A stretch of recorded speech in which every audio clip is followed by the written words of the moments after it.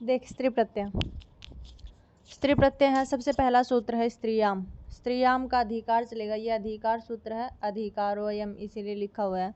अब जहाँ तक स्त्री प्रत्यय चलेंगे वहाँ तक स्त्रीयाम मतलब स्त्री प्रत्ययों का अधिकार चलेगा। उससे आगे कोई नया प्रत्यय शुरू होगा तो फिर उसका अधिकार होना शुरू हो जाएगा। लेकिन उससे पहले पहले तक जितने भी सूत्र आएंगे वो सारे के सारे कौन से आएंगे? स्त्री प्रत्यय वाले आएंगे। मतलब पुरुष को स्त्री रूप में कहना, या जैसे अश्व शब्द है, अश्व शब्द पुल्लिंग है। ऐसे ही बालक शब्द है तो वो पुल्लिंग है, तो बालक को बालिका स्त्रीलिंग में कहना, अश्व को अश्वा बोलना मतलब स्त्रीलिंग में बोलना, ये सारे स्त्री प्रत्यय कहलाते हैं। और देखा जाए तो स्त्री प्रत्यय 8 प्रकार के होते हैं, जिसमें से टाप है, चाप, डाप 3 प्रत्यय ये हैं, गीप, गीन, गीस 3 प्रत्यय ये हैं, 6 हो गए। और एक ती प्रत्यय होता है जिससे युवन प्लस में ती लग के युवती जो शब्द बनता है, और एक ऊंग प्रत्यय होता है। तो इस प्रकार से 8 प्रत्यय होते हैं, चाप, डाप, टाप और गीप, गीन, गीश और एक ती और एक ऊंग। ये 8 प्रकार के स्त्री प्रत्यय होते हैं। मतलब पुल्लिंग को स्त्रीलिंग में बना देते हैं अगर ये प्रत्यय जिसके भी अंत में लग जाते हैं। तो इसका सबसे पहला सूत्र है अजाद्यष्टाप। ये सूत्र क्या कहता है कि अजादि गण में जो पढ़े गए हैं उसमें टाप प्रत्यय होता है। अजादि गण मतलब पाणिनि जी के द्वारा कुछ लिंगानुशासन, फिट सूत्र इत्यादि लिखे गए हैं, तो उसमें एक गण पाठ भी लिखा गया है, गण सूत्र लिखा गया है। उसमें कुछ गण बताए गए हैं कि ये अजादि गण है, ये सकंद्वादि गण है। तो उस गण में कुछ मुख्य मुख्य शब्द लिखे गए हैं, तो उन सब के बाद में अर्थात जो अजादि गण में पढ़े गए जितने भी शब्द हैं उसके बाद टाप प्रत्यय लगेगा, और टाप प्रत्यय लगते ही वो सूत्र कैसा बन जाएगा? स्त्री प्रत्यय वाला बन जाएगा। तो उसमें जैसे अज शब्द है, एडक शब्द है, अश्व शब्द है, चटक शब्द है, मूषक शब्द है, तो अज के पीछे लगाएंगे टाप प्रत्यय, तो टाप का पकार का लोप हो जाएगा हलंत्यम से, और टा के ट का लोप हो जाएगा चूटू से, बचेगा आ केवल मात्र।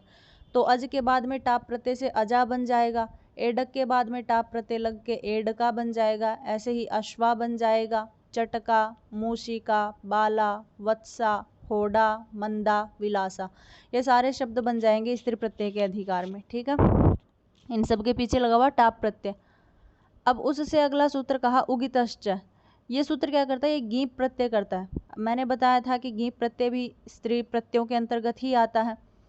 तो ये उगितश्च सूत्र क्या कहता है? कह रहा उक जिसके अंत में हो, उक अगर प्रत्याहार में देखेंगे हम तो इसमें आता है अयुण के ऊ से लेकर के रिल रि के क तक के वर्ण आते हैं। मतलब अ, उ, री और री ये शब्द आते हैं। तो ये जिसके भी अंत में हो ऐसे प्रत्ययों के साथ, ऐसे शब्दों के साथ गीप प्रत्यय लग जाता है। तो यहाँ पे भवती बन जाएगा, क्योंकि गीप में पै का लोप होगा हलंत्यम से, ङ का लोप होगा, बचेगा केवल मात्र ई। तो भवत शब्द में गीप प्रत्यय, क्योंकि भवत जो शब्द है वो बनता है क्षत्रिय प्रत्यय लग करके, और क्षत्रिय में अंतिम अक्षर है री, और री किसके अंतर्गत आता है? उक प्रत्याहारों में आता है। तो उक प्रत्याहारों में री आता है तो भवत शब्द बनता है, और भवत के आगे गीप प्रत्यय लग के भवती बन जाता है। ऐसे ही भवंती बन जाता है, ऐसे ही पचंती, ऐसे ही दिव्यंती इत्यादि शब्द बन जाएंगे, क्योंकि ये क्षत्रिय प्रत्यय से बने हुए हैं। उसके बाद अगला सूत्र है टिड ढाण नय द्वय सज दघनच मात्रच तयप ठक ठय कय क्वरपह। ये सारे प्रत्यय गिनाए गए। कह रहे जिस भी शब्द के अंत में टित प्रत्यय लगा हो, अण प्रत्यय लगा हो, अय प्रत्यय लगा हो, द्वयसज प्रत्यय हो, दघनच प्रत्यय हो, और मात्रच हो, तयप हो, ठक, ठय, कय और क्वरप, ये प्रत्यय जिस भी शब्द के अंत में लगे होते हैं उनके पीछे गीप प्रत्यय लग जाता है, और वो किस में बन जाता है? स्त्रीलिंग में बन जाता है। तो ये सारे प्रत्यय जिनके भी अंत में लगे होंगे ऐसे शब्द कौन से कहलाएंगे? स्त्रीलिंग वाच्य शब्द कहलाएंगे। जैसे कुरुचर शब्द है। अब कुरुचर शब्द में टित प्रत्यय होता है। टित का चरेष्ट से ट प्रत्यय होता है, और चरेष्ट से ट प्रत्यय होता है। ट का इत गया मतलब ट का लोप होता है तो वो टित बन जाता है। इसलिए यहाँ पे कुरुचर शब्द टित प्रत्यय लग करके बना है पूरा, और टित प्रत्यय होने की वजह से यहाँ पे गीप प्रत्यय लग जाएगा तो क्या बन जाएगा? कुरुचरी बन जाएगा। ऐसे ही नदट शब्द है। नदट में ट प्रत्यय है, टित इत गया है, टित हुआ है, ट का इत हुआ है तो टित बन गया, और टित बनते ही यहाँ पे गीप प्रत्यय लगेगा तो नदी शब्द बन जाएगा। ऐसे ही देवट शब्द से गीप प्रत्यय करेंगे तो देवी बन जाएगा। देखो ये इंपॉर्टेंट है, नदी शब्द है, देवी शब्द है, ये काफ़ी इंपॉर्टेंट है। पूछ लेंगे कौन सा प्रत्यय लगा है तो यहाँ पे गीप प्रत्यय लगा है। ऐसे ही सुपर्ण शब्द है। सुपर्ण शब्द में क्या होता है? अय अण प्रत्यय लगता है। अण प्रत्यय में ण का लोप होते ही क्या बन जाती है, वृद्धि हो जाती है, तो सौपर्ण बन जाएगा। और आगे प्रत्यय लग जाएगा, ये जो अण प्रत्यय है इसमें ए इत्यादि आदेश हो जाएंगे, सौपर्ण ही बन जाएगा। ऐसे ही ऐन्द्र में, औत्स में, इनमें कौन सा अय प्रत्यय लग जाएगा, औत्सी, ऐन्द्री इत्यादि बन जाएंगे। उसके बाद में गीप प्रत्यय लग जाएगा। ऐसे ही उरुद्वयस में द्वयसच प्रत्यय है, क्योंकि सूत्र स्वयं बोल रहा है द्वयसच प्रत्यय जहाँ लगे हो वहाँ पे गीप प्रत्यय हो तो उरुद्वयसी बनेगा। ऐसे ही उरुदघ्नत, क्योंकि यहाँ पे दघ्नच प्रत्यय लगेगा तो उरुदघ्नी बन जाएगा। उरुमात्री में मात्रच प्रत्यय लगा, इसी वजह से यहाँ पे गीप आ जाएगा तो उरुमात्री बन जाएगा। ऐसे ही पंचतई, ये पंचमयी नहीं है, पंचतई होगा, यहाँ पे शायद गलती से लिखा गया, क्योंकि यहाँ पे तैप प्रत्यय है और तय प्रत्यय का पै का लोप हो जाएगा तो पंचतय बचेगा और गीप प्रत्यय लगे पंचतई बन जाएगा। ऐसे ही आक्षिकी, आक्षिकी में ठक प्रत्यय है, ठक और ठय प्रत्यय जहाँ भी आते हैं उनको ई का आदेश होता है, तो क्या बन जाएगा, आक्षिकी और लावणिकी शब्द बनेंगे। ऐसे ही यादृशी और इत्वरी इत्यादि कय और वर्प प्रत्यय लग करके क्या बन जाएगा, यादृशी बन जाएगा और इत्वरी बन जाएगा। इससे आगे एक वार्तिक पढ़ा गया है, कह रहे नए सनय इकक ख्यून तरुण तलुना नाम उपसंख्यानम। ये वार्तिक क्या कहता है, कह रहे किसी प्रत्यय के बाद में नए प्रत्यय लगा हो या सनय प्रत्यय लगा हो, इकक प्रत्यय और ख्यून प्रत्यय, ये सूत्र स्वयं 4 प्रत्यय शुरू में बताए हैं वार्तिक के कि नए, सनय, इकक और ख्यून, ये प्रत्यय जहाँ कहीं भी लगे हों वो स्त्रीलिंगवाची कहा जाएगा, उसमें गीप प्रत्यय लगाया जाएगा। और उसके तुरंत बाद में 2 शब्द कहे गए, कह रहे तरुण शब्द हो और तलुन शब्द के पीछे भी गीप प्रत्यय लगता है। तो जैसे स्त्रैणी शब्द है, पौंसी शब्द है, स्त्रैणी में नए प्रत्यय है, स्त्री शब्द था, नए प्रत्यय लग के स्त्रैण बना और गीप प्रत्यय से गी का ई बच गया तो स्त्रैणी बन गया। ऐसे ही पौंस है, पौंस में सनय प्रत्यय है और सनय लगने की वजह से यहाँ पे गीप प्रत्यय होकर के पौंसी बन गया। ऐसे ही आक्तिकी और याष्टिकी, इन दोनों में इकक प्रत्यय लगा हुआ है और इकक के अंतिम क का लोप होकर के बाद में क्या हो जाएगा, गीप प्रत्यय का ई जुड़ेगा तो आक्तिकी और याष्टिकी शब्द बन जाता है। ऐसे ही आढ़्यकरणी, आढ़्यकरणी है, यहाँ पे ख्युन प्रत्यय लगा हुआ है। अब ख्युन के यू ख का लोप होगा, यू बचेगा, यू को अक हो जाता है, अन हो जाता है, वू को अक और यू को अन हो जाता है, यू और ना को सूत्र से, तो आढ़्यकरण बन जाएगा और गीप प्रत्यय लग के आढ़्यकरणी बन जाएगा। ऐसे ही तरुण शब्द और तलुन शब्द गिनाए गए हैं कि इन दोनों के पीछे भी गीप होना चाहिए, कोई प्रत्यय, कोई भी प्रत्यय लगे चाहे, लेकिन तरुण और तलुन शब्द में गीप लगेगा तो तरुणी और तलुनी ये शब्द बन जाते हैं। अब इससे अगला शब्द सूत्र है यश्च। ये सूत्र क्या कहता है, ये भी गीप प्रत्यय करता है, कह रहा जहाँ कहीं भी यह प्रत्यय लगा हुआ हो, यह प्रत्यय मतलब यह और यह प्रत्यय लगा हो वहाँ पे गीप प्रत्यय होता है। और आगे एक सूत्र कहा हलस तद्धितस्य च, ये कह रहे तद्धित यकार का लोप हो जाता है, क्योंकि यह प्रत्याहार में आदि अक्षर यह है, तो वहीं कह रहा है कि यह प्रत्याहार जहाँ भी लगा हो उस यह प्रत्याहार में यह का लोप हो जाता है, ठीक है, तो गार्गी शब्द बन जाता है, क्योंकि गर्ग शब्द है और गर्ग शब्द के तुरंत बाद में यह प्रत्यय लगाते हैं, यह में यह का लोप होता है तो यित हो जाता है, और यित होने से जहाँ पे ऋणित और यित होता है वहाँ पे वृद्धि होती है, तो गर्ग का गार्ग बन जाता है, और गार्ग बनने के बाद यह का लोप हो जाता है और गीप प्रत्यय लगेगा तो गार्गी बन जाता है, ठीक है। ये बहुत इंपॉर्टेंट है, नदी, देवी, गार्गी इत्यादि शब्द, ये गार्गी पूछ लिया जाएगा आपसे, तो यहाँ पे गीप प्रत्यय लगा हुआ है। अब उसके तुरंत बाद में एक और शब्द बना रहे हैं, कह रहे प्राचाम शफ तद्धित है, ये कह रहे प्राचीन आचार्यों के मत में स्फ प्रत्यय भी होता है, आगे बताएंगे किसमें, तो कह रहे सिद्ध गौरादि भैश्च, और जहाँ पर स्फ प्रत्यय हुआ, सफ यानी श का लोप होगा तो मतलब शित बन जाएगा, तो कह रहे जहाँ भी किसी प्रत्यय में श का लोप होकर के शित बना हुआ हो या फिर गौर आदि गण में पढ़े गए जितने भी शब्द हैं उनके पीछे गींश प्रत्यय लगता है, ठीक है। ये ऊपर गीप प्रत्यय था, अब गींश प्रत्यय के बारे में कह रहे हैं कि जो भी कोई शित हुआ हो, मतलब जहाँ पर श का लोप हुआ हो, श की इत संज्ञा हुई हो वहीं शित होता है, और गौर आदि गण में जितने भी अक्षर पढ़े गए हैं, जितने भी शब्द पढ़े गए हैं उनके पीछे भी गींश प्रत्यय लगता है। तो देखो ये स्पेशल इसलिए आया क्योंकि एक गार्गी शब्द बनता है और एक गार्गायणी शब्द बनता है, तो गार्गी शब्द में गीप प्रत्यय होता है और गार्गायणी में गींश प्रत्यय होता है, क्योंकि गर्ग शब्द के आगे सफ प्रत्यय लगता है। अब सफ प्रत्यय श का लोप हो जाता है तो शित बन गया, और फ है, फ को आयन आदेश हो जाता है, ये सफ को आयन आदेश हो जाता है, आयन नई नी फड़क जघाम प्रत्यादि नाम, इस सूत्र से। तो फै को आयन आदेश हो जाता है तो गार गायन शब्द बन जाएगा, और न का न होकर के गार गायन बन जाएगा, और आगे गीश प्रत्यय का ई जुड़ जाएगा तो गार गायणी बन जाएगा। ठीक है। ऐसे ही नर्तक प्रत्यय है, नर्तक शब्द है। नर्तक शब्द के बाद में श्वुन प्रत्यय लगता है। नर्त शब्द है, श्वुन प्रत्यय लगेगा। शिल्पी श्वुन, इस सूत्र, एक सूत्र है अष्टाध्यायी में, शिल्पी श्वुन, तो उसे श्वुन प्रत्यय लगेगा, उसमें स का लोप हो जाएगा, न का लोप हो जाएगा। श का लोप होते ही वो शित बन जाएगा, और फिर वो है, वो को अक हो जाएगा तो नर्तक बन जाएगा, और गेश प्रत्यय लगने के बाद नर्तकी बन जाता है। ऐसे ही गौर आदि गण में पढ़े गए हैं। गौरी शब्द है, अंडूह शब्द है, अनडवाह शब्द है, तो इनके पीछे गौर गण में पढ़े जाने के कारण ये गीप प्रत्यय वाले गीश प्रत्यय वाले होंगे, तो गौरी बन जाएगा, अंडूही बन जाएगा, अनडवाही बन जाएगा। तो ये इतना सा ध्यान रखना कि क्योंकि गीश प्रत्यय लगा हो, चाहे गीप प्रत्यय लगा हो, चाहे गीन प्रत्यय लगा हो, इन तीनों का जब लोप करेंगे ना, बचेगा केवल मात्र दीर्घ इकार ही। तो आपको सूत्र ध्यान में रखने पड़ेंगे कि सूत्र कौन सा सूत्र क्या कह रहा है। जैसे गार्गी शब्द है, गार्गायणी शब्द है, दोनों में लास्ट में ई है, तो इसमें आप इतना ये नहीं बता सकते कि यहाँ पे गीप लगा है, यहाँ पे गीश। अगर आपने सूत्र पढ़ा है, यह यश्च सूत्र है, तो आपको ध्यान में रहेगा कि गार्गी शब्द में यह प्रत्यय लगा है, इसलिए यहाँ पे गीप प्रत्यय होगा। और गार्गायणी जो है यहाँ पे शित हुआ है, श का इत हुआ है, तो यहाँ पे शिद गौर आदि भैंस जैसे गीश प्रत्यय होगा। ठीक है। अब उसके तुरंत बाद में अगला सूत्र है वयसी प्रथमे। यह सूत्र भी स्वयं बोल रहा है कि वय की प्रथमा अवस्था, मतलब अपनी जो युवा अवस्था, उसकी पहली अवस्था को अगर कहना हो तो वहाँ पे गीप प्रत्यय लगता है। जैसे कुमारी, वय की पूर्व अवस्था क्या होती है? कुमारी, क्योंकि उसके बाद लड़की युवा अवस्था में प्रवेश होकर के शादी इत्यादि हो जाती है, तो उससे पहली जो अवस्था होती है वो कुमारी अवस्था होती है, कुमारी अवस्था जिसको बोलते हैं पहली अवस्था को। तो यहाँ पे कुमारी जो है वो कुमार है, वो वय की पहली अवस्था, इसलिए यहाँ पे गीप प्रत्यय लगेगा, तो कुमार से गीप प्रत्यय करेंगे तो कुमारी बन जाएगा। ठीक है। ऐसे ही आगे सूत्र पढ़ा गया द्विगोह। अब ये द्विगोह सूत्र क्या कहता है? ये भी गीप प्रत्यय करता है। कह रहा है जहाँ कहीं भी द्विगु समास दिखाया जाए, मतलब कोई ऐसा शब्द हो जो द्विगु समास के अंतर्गत बना हो।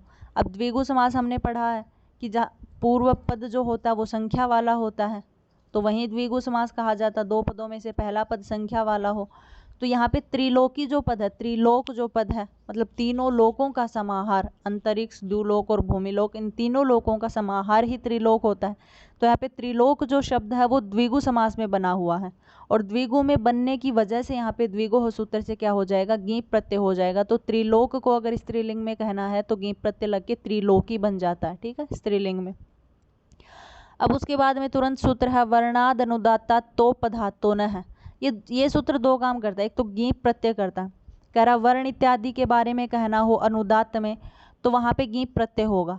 और आगे कहा तय उपधा न है, तो पधातो न है लिखा ना, तो तय उपधा, अगर किसी शब्द के या किसी भी जो अक्षर होता है उस शब्द के पूर्व में उपधा में अगर तय कहा गया है, तवर्ग है, तो उस तवर्ग की जगह पे क्या हो जाता है? न है, नकार हो जाता है। ठीक है।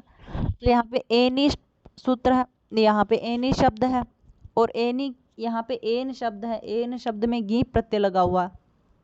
अब गीप लगेगा तो एनी बन जाएगा। तो एनी की उपधा में क्या है? तय है। एत शब्द था, एत की उपधा में तय था, तय की जगह पे न हो जाएगा, तो एक बार एनी बन जाएगा, गीप प्रत्यय भी लग जाएगा। और एक बार विकल्प से तय बचेगा, वहाँ पे टाप प्रत्यय लग जाएगा, तो एक बार एनी बन जाएगा, एक बार एता बन जाएगा। ऐसे ही एक बार रोहिणी बन जाएगा, एक बार रोहित रोहिता बन जाएगा, क्योंकि रोहित शब्द है, रोहित शब्द के बाद में सीधा सीधा अगर टाप प्रत्यय लगाते हैं तो रोहिता बनेगा। और अगर रोहित शब्द से गीप प्रत्यय करते हैं तो पहली बात तो रोहित का तय जो है वो उपधा में है। उपधा किसे कहते हैं? कि लास्ट से दूसरे वाला जो अक्षर होता है वो उपधा माना जाता है। तो यहाँ रोहित जो शब्द है उसके अंत में अकार है, और अकार से तुरंत पहले वाला जो अक्षर है वो तय है, तो तय की जगह न हो जाएगा तो रोहिन बन जाएगा, और रोहिन के बाद में गीप प्रत्यय लगेगा तो रोहिणी बन जाता है। ठीक है। तो दोनों बनेंगे रोहिणी और रोहिता, एनी और एता। ये पूछा गया प्रश्न है। इससे आगे सूत्र है वो तो गुणवचनात्। ये सूत्र क्या कहता है? वो तो गुणवचना, कि जहाँ पर वो हो, वो इत्यादि हो उपधा में, और गुणवाची जो शब्द होता है वहाँ भी गीश प्रत्यय होता है। देखो गीश प्रत्यय चल पड़ा, यहाँ तक गीप प्रत्यय था। अब जितने भी सूत्र आएंगे ना लगभग सारे गीश प्रत्यय के आएंगे। गीप प्रत्यय के थोड़े से ही हैं, सबसे ज़्यादा गीश प्रत्यय के सूत्र हैं। तो गीश प्रत्यय होगा तो मृदु शब्द है, और ये एक बार क्या हो जाएगा, गीश प्रत्यय लगेगा तो मृद्वी बन जाएगा गीश प्रत्यय लग के, और एक बार क्या बन जाएगा, सीधा वैसे का वैसे ही रह जाएगा, मृदु सु इत्यादि प्रत्यय लग के विसर्ग हो जाएंगे तो मृदु रह जाएगा, और एक बार बन जाएगा मृद्वी। तो यहाँ पे मृदु मृद्वी इत्यादि मीठा मधुर, मधुर क्या है, एक गुण है, गुणवाची शब्द है, इसलिए यहाँ पे क्या होता है, गीश प्रत्यय होता है। उसके आगे एक सूत्र पढ़ा गया बहुवादी भैश्च। ये कह रहे कि बहुवादी गण में जितने पढ़े गए अक्षर है ना, बहुवादी गण, एक गण पाठ में एक गण है बहुवादी गण, तो उसमें पढ़े हुए जो शब्द हैं उनसे भी गीश प्रत्यय होता है।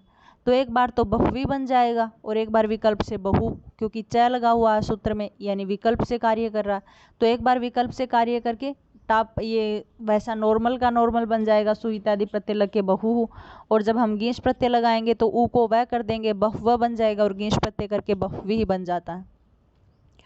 उसके तुरंत बाद में सूत्र पढ़ा गया कृद अकारांत कतिन। ये वार्तिक है, ये कह रहा है ये गीश प्रत्यय भी करता है और तिन प्रत्यय भी करता है। कह रहा कृत प्रत्यय से बने हुए जो शब्द हों उसके पीछे गीश प्रत्यय भी लग जाए और विकल्प से तिन प्रत्यय भी लग जाता है। तो यहाँ पे रात्र जो शब्द है, ये रात्र शब्द त प्रत्यय लग के बना, जहाँ पे जिसको हम बोलते हैं तक्तवतु निष्ठा, निष्ठा संज्ञा वाला है, रात्र शब्द तह प्रत्यय लग के बना है, और तह प्रत्यय लग के बना इसलिए ये कृदंत हो गया, और कृदंत होने की वजह से यहाँ पे एक बार गीश प्रत्यय लग जाएगा, एक बार तिन प्रत्यय, तो गीश प्रत्यय लगेगा तो रात्रि बन जाएगा, और तिन प्रत्यय लगेगा तो रात्रि ही बन जाएगा, एक ह्रस्वर का इकारांत बन जाएगा, और गीश प्रत्यय सीधी सी बात है दीर्घ इकारांत ही बनेगा, कोई भी शब्द बनेगा तो रात्रि बन जाएगा, और एक बार क्या बन जाएगा, रात्रि ही बन जाएगा। उससे आगे फिर एक वार्तिक पढ़ा गया, कह रहे सर्वतोक्त तिन अर्थादित्य के। ये कह रहे कुछ और भी शब्द हैं उनमें भी गीश प्रत्यय और तिन प्रत्यय लग जाता है। तो यहाँ पे शकट शब्द है और एक शक्ति शब्द है, यहाँ पे शक्ति जो शब्द है उसमें गीश प्रत्यय लग जाएगा, और शक्ति जो शब्द है उसमें क्या हो जाएगा, तिन प्रत्यय लग जाएगा। अब उससे आगे एक सूत्र कह रहे हैं पुंयोगादाख्यायाम, और उससे अगला वार्तिक कह रहे हैं पालकांतात। ये कह रहे हैं पुंयोगादाख्यायाम, मतलब किसी भी पुल्लिंग को अगर स्त्रीलिंग में कहना हो वहाँ पे क्या हो जाता है, गीश प्रत्यय हो जाता है। तो यहाँ पे गोपस्य स्त्री, गोप क्या है, गोप पुल्लिंग है, कोई पुरुष है, और उसकी स्त्री यानी उसकी पत्नी को जब कहना हो तो क्या कहा जाएगा, गोपी कहा जाएगा। तो सीधी सी बात है, पुरुषवाची शब्द से किसी को कहा जाए तो उसमें गीश प्रत्यय हो जाए, जैसे गोपस्य स्त्री इति गोपी, ठीक है। तो यहाँ गोपी जो शब्द है वो कौन सा है, गीश प्रत्यय करके बना हुआ है। उससे आगे सूत्र पढ़ा गया प्रत्यस्थात कात पूर्वस्य इदाप्य सुपह। ये कह रहे कि यहाँ पे टाप प्रत्यय लगता है, और टाप प्रत्यय कह रहे इकार आदेश भी हो जाता है ककार को, तो टाप प्रत्यय हो जाएगा इस सूत्र से। और उससे पूर्व मतलब ककार से पूर्व आने वाला जो अकार होता है, मतलब कहीं भी अगर कवर क आ रहा हो तो उस क से पूर्व में अगर अकार दिखाया गया है तो उस अकार की जगह पे अकार न रह करके इकार हो जाता है। तो यहाँ पे गोपालक शब्द था, ठीक है। अब गोपालक शब्द के अंत में ककार है, और गोपालक के तुरंत पहले पालक के ल में अकार आ जाता है, लेकिन इस ल के अंदर जो अ है इसका लोप होकर के इस अ की जगह क्या हो जाएगा, इकार हो जाएगा, तो गोपालिक बन जाएगा। और टा प्रत्यय लगने के बाद टा का आ बचेगा तो गोपालिका बनेगा। ऐसे ही अश्वपालिका बनेगा, ऐसे ही सर्विका, कारिका, हारिका इत्यादि शब्द बन जाते हैं, ठीक है। क्योंकि कैसे पहले आ रहा है, जैसे कारक है, कारक में र में अ है, उस र की जगह ई आदेश हो जाता है प्रत्यस्थात कात पूर्वस्य इदाप्य सुपह इस सूत्र से। तो कारिका, सर्विका, हारिका, गोपालिका, अश्वपालिका ये सारे शब्द बन जाते हैं। अब ये अगला सूत्र जो है ये बहुत इंपॉर्टेंट है। ये कह रहे हैं कि इंद्र, वरुण, भव, शर्व, रुद्र, मृड, हिम, अरण्य, यव, यवन, मातुल, आचार्याणाम, आनुक। ये इतने सारे शब्द गिनाए गए हैं कि इंद्र हो, वरुण हो, भव, शर्व, रुद्र, मृड, हिम, अरण्य, यव, यवन, मातुल और आचार्य। इन शब्दों के बाद में आनुक आगम होता है, इन शब्दों के बीच में आनुक आगम होता है, ठीक है, और गीश प्रत्यय होता है। तो इसमें दोनों काम होंगे, गीश प्रत्यय भी लगेगा अंत में और आनुक का आगम भी बीच में हो जाएगा। जैसे इंद्र शब्द था, इंद्र शब्द में आनुक आगम हुआ, तो आनुक में अगर देखा जाए तो बचता क्या है, क का लोप हो जाता है हलंत्यम से, क्योंकि अंतिम हल है। तो आनु बचा, आनु में ऊ का उपदेश है, अजनुनासिक कईत से लोप हो जाता है, तो आन बचा, केवल मात्र आनुक में पूरे का लोप होकर के आन बचता है। अब इंद्र प्लस में आन होगा तो इंद्रान बन जाएगा, और रह है इसी वजह से यहाँ पे न कोण हो जाएगा तो इंद्राण बन जाएगा, और गिश का ई मिलके इंद्राणी बन जाएगा।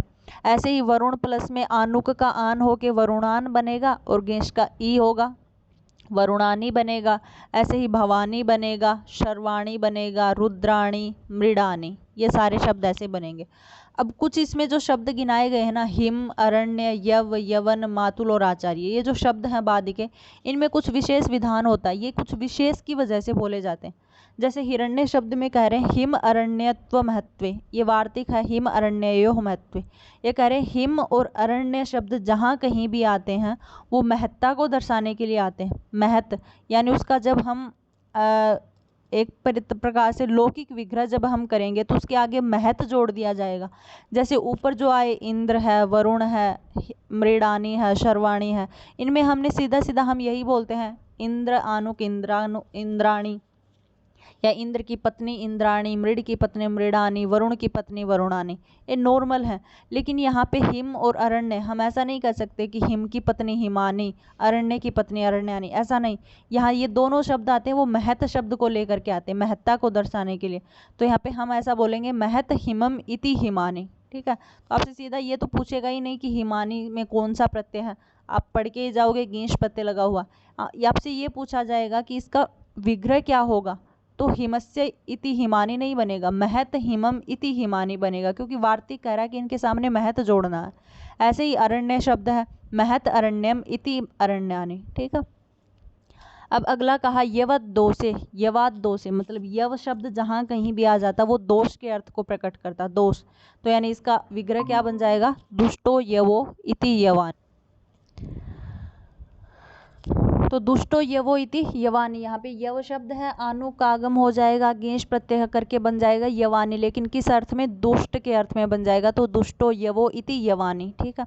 उससे आगे सूत्र कहा वार्तिक कहा यवान लिप्याम, ये कह रहे यवना नाम लिप्याम, ये कह रहे यवन शब्द जहाँ कहीं भी हो वो लिपि के अर्थ में आता है। लिपि जैसे लिपि होती ब्राह्मी, देवनागरी इत्यादि, तो वही कह रहे हैं यवना नाम लिपि इति यवनानी, मतलब जहाँ पर यवनों की लिपि कही गई हो वो यवनानी हो, तो यवनानी बन जाएगा, ठीक। आपको ध्यान में ये रखना है कि यवन शब्द किस अर्थ में आता है, तो लिपि के अर्थ में आता है, और यवानी शब्द किस अर्थ में आता है, यव शब्द दुष्ट के अर्थ में आता है, यवाद दोष है या यवना नाम लिप्या है, इस प्रकार से आपको ध्यान में रखना है। उससे आगे कहा कि मातुल उपाध्याय शब्द किस अर्थ में बनेंगे, तो कह रहे मातुलो उपाध्यायोर अनुग्वाह, ये कह रहे कि ये वाह मतलब विकल्प से बनेंगे, एक बार आनुक का आगम हो भी जाएगा और एक बार नहीं भी होगा। तो जब आनुक का आगम होगा तो मातुलानी बनेगा, क्योंकि मातुल शब्द है, आनुक का आन बचता है, मातुलान बनता है, और गिश प्रत्यय लग के मातुलानी बनेगा। और जब आनुक आगम नहीं करेंगे, क्योंकि सूत्र में वार्तिक में वाह कहा गया, यानी विकल्प से एक बार आनुक आगम हो और एक बार नहीं हो, तो मातुलानी भी बनेगा और एक मातुली भी बनेगा, ठीक है। आपको दोनों याद रखने, क्योंकि दोनों पूछे जाएंगे कि कौन सा बनता है और कौन सा नहीं बनता, तो मातुलानी और मातुली दोनों बनते हैं। ऐसे ही उपाध्यायानी और उपाध्यायी दोनों बनेंगे, ठीक है। एक बार उपाध्यायानी में आनुक आगम हो जाएगा तो उपाध्यायनी बन जाएगा, और जहाँ आनुक आगम नहीं होगा तो विकल्प से उपाध्यायी शब्द भी बन जाएगा, दोनों सही है। उसके बाद में आचार्य शब्द को लेकर के कहा कि आचार्याद अणत्वम च, ये कह रहे कि आचार्य जो शब्द है उसमें अणत्व कहा जाता है, मतलब जैसे हम न को न कर देते हैं, क्योंकि आचार्य शब्द है, आचार्य में रकार आ रहा है, तो रकार आने की वजह से न को न हो जाना चाहिए था, लेकिन वार्तिक निषेध कर रहा है कि आचार्य शब्द अर्थात आचार्य की पत्नी आचार्य को कहना जहाँ कहीं कहा जाना चाहिए वहाँ पे आचार्यानि शब्द के न को न ना हो, अणत्व यानी णत्व का निषेध करने वाला सूत्र है। तो आचार्यस्य स्त्रीति आचार्यानि रह जाएगा, ठीक है। आपको दोनों मिलेंगे, आचार्याणी भी मिलेगा। तो आप ये सोच के ये मत लगाइए कि यहाँ पे रकार है इसलिए यहाँ पे न को न हो जाएगा, नहीं, ये वार्तिक निषेध कर रहा है, यहाँ पे हो जाना चाहिए था लेकिन फिर भी नहीं हुआ, तो आचार्य की पत्नी क्या हो जाएगी, आचार्यानी कही जाएगी। ऐसे ही कहा अर्य क्षत्रिय भ्याम व स्वार्थे। ये वार्ते क्या कह रहे अर्य शब्द हो और क्षत्रिय शब्द हो, वो स्व अर्थ में यानी अपना अर्थ प्रदर्शित करने के लिए, स्वार्थ है ना, दोनों स्व अर्थ में आएंगे।